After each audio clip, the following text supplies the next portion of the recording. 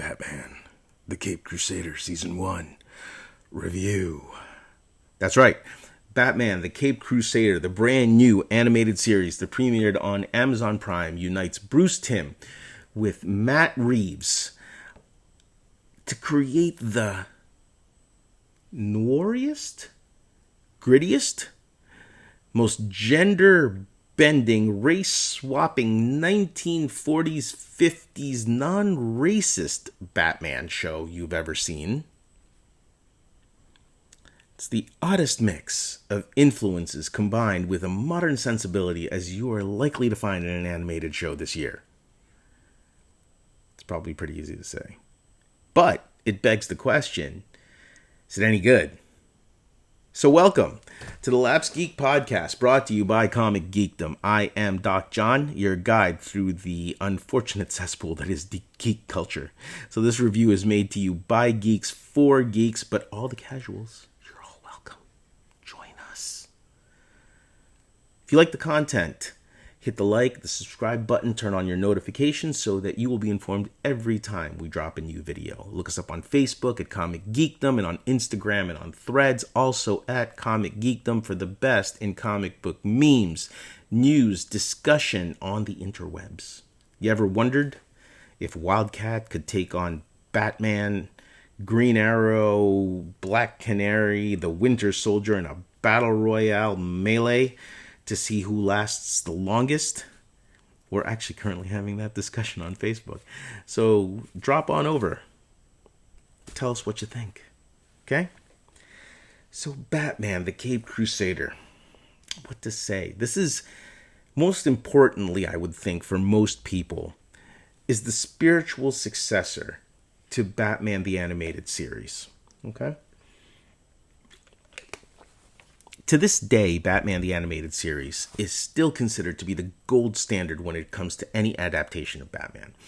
Most fans feel that the animated series combined all the aspects of the character, from the detective to the pathos to the martial artist to the superhero, in one package that really most creators are not able to juggle. Now, this helped with the fact that it was a long-running series, so they were able to examine multiple parts of Batman, but it wasn't just that. It really was very true to the character with its own unique style, and so it really is the gold standard for many fans when it comes to Batman, at least for media. You know, in the comic books, there have been multiple writers who have really done the character justice, but for media, I think most fans would say that Batman the Animated Series blows most other movies and projects away. McFarlane Toys is currently mining that little gold mine with some great action figures and some really, really good stuff. I myself do not collect McFarlane. I'm more of a Marvel zombie, and they're different scales, and my OCD can't handle it. Can't do it. But I did pick up this guy, the Dark Father. Look at him. Look at him. See, it doesn't bother me because he's supposed to be huge. So even if he towers over the Marvel Legends, which he's going to, fight at some point with the kids, it doesn't bother me. But, if Batman is like 7 foot tall and he's standing next to Captain America and he's like a foot tall, I can't do it. I can't do it. But Todd, if you would like us to review some of your action figures without bias, then send us some, because, I'm stretched, man. I got the G.I. Joe Classifieds, the Marvel Legends, the Jada Toys Street Fighter. I can't go into the black hole that is McFarlane Toys. But I would happily review them for you if you were so inclined. And without bias, or with if they were free. With bias, yeah, sure. Absolutely. So the Caped Crusader, let's get back into it. It has a similar style and sensibility as the early episodes, particularly the early episodes of Batman the Animated Series, which I had always heard that Bruce Timm had really wanted to concentrate on the criminal underworld of Gotham. And the studio was not so happy about that they wanted, and there was a lot of pushback. They wanted more of the super heroic Batman. And I think that you can see very early on in this first season really feels like the show that Bruce Timm has always wanted to do. And he has a real knack for this style of show, particularly for this part of Batman. So it is more about the criminal underbelly of Gotham and organized crime rather than superheroics and gadgets and whatnot. It's not that we don't see costume villains. We do. And there will be spoilers, so please, in 5, 4, 3, 2, 1. We see Catwoman. Okay. She's wearing the classic costume, which is more of the purple dress, pre-crisis. And we get to see Firebug also in the proceedings. But they're toned down, and there's a real gritty feel to the world. It really feels like it's a companion piece to Matt Reeves's The Batman with Robert Pattinson, and in its tone and feel, much like how the original Batman the Animated Series kind of felt like a companion piece to the Tim Burton movies, and that should be no surprise here, because Matt Reeves is an executive producer, and I'm sure that he had input into the project, and I'm sure Bruce Timm was more than happy to incorporate some of those ideas into this brand new show. The problem is, if you consider it a problem, is that the drawback of the approach is that the show is not exactly kid-friendly. Now, there's nothing really in the show outside of the violence, and it can be a very violent, relatively violent show.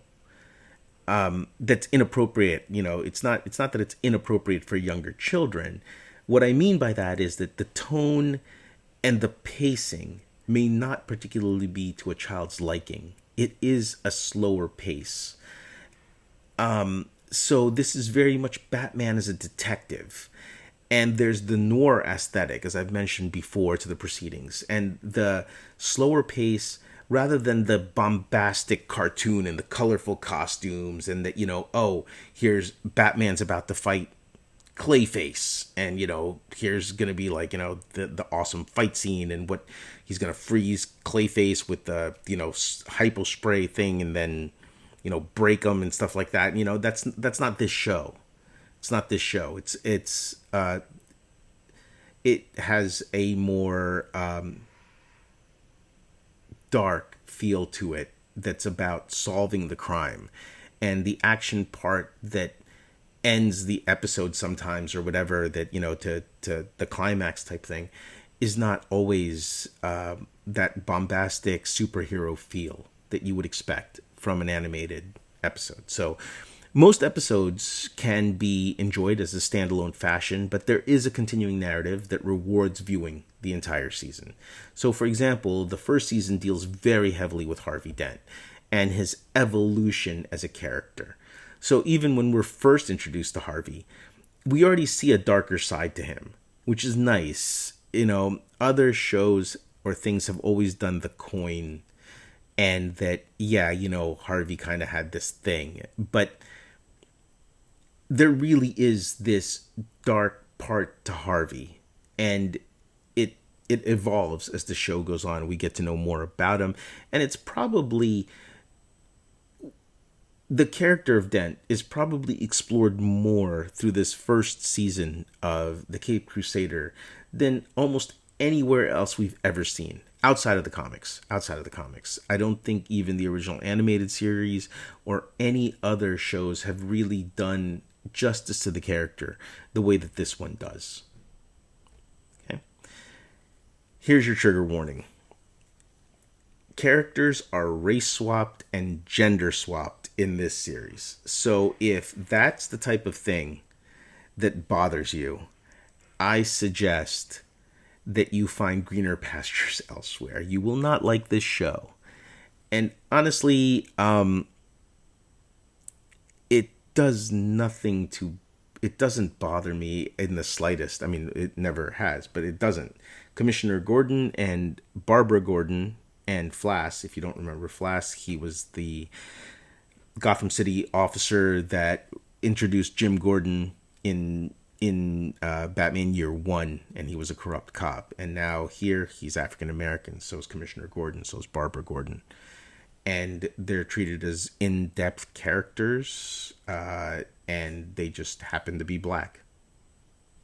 That's it. You know, if it bothers you that on your screen they are brown in color as opposed to lighter tone, I don't know what to tell you.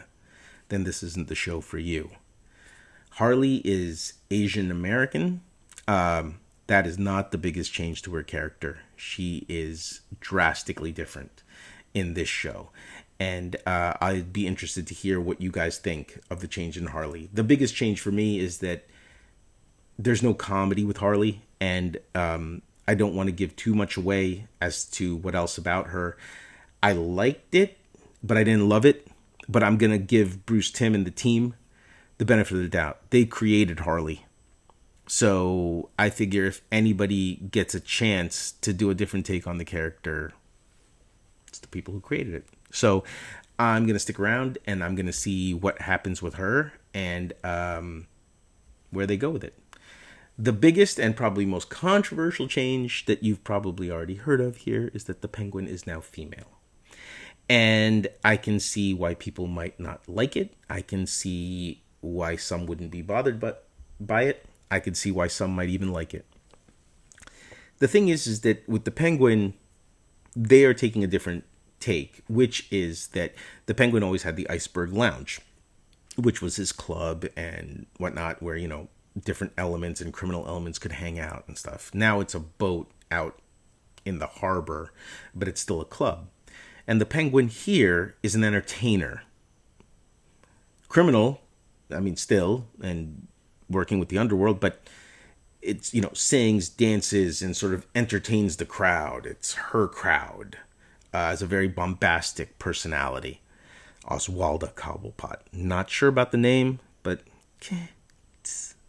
I can live with it. And I think it works for what the character is. And again, it's written well. All the characters are written very well. And so I think that's pretty much all I got to say about that. It doesn't bother me. If it bothers you, I'd love to hear about it. And I'd love to hear why it affects you, if it does.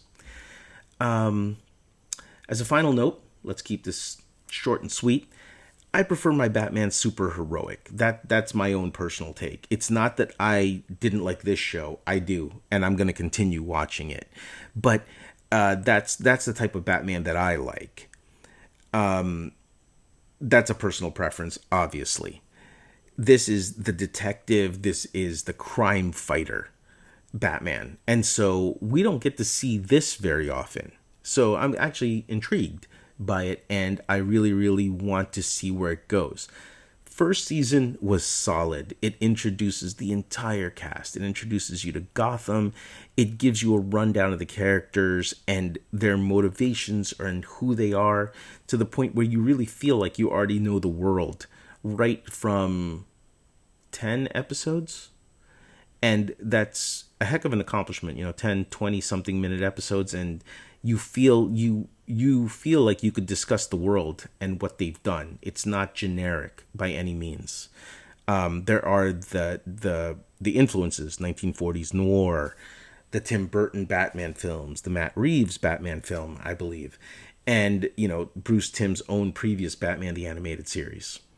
And those are the influences that go into this. So I am very, very excited to explore this side of the Batman character and Gotham and everything. And hopefully you guys join us for the ride. I give it a 7.5 out of 10. And hopefully we can only go up from there. And we'll keep you posted if we have any news going into further seasons or what the plans may be. There is a teaser as to what's coming next season, but again, I'm not going to spoil that here. Check out our other videos. We've got the Deadpool review, and we are also going to be discussing a final postmortem on the Acolyte coming up soon, and then there'll be the Deadpool spoiler discussion video.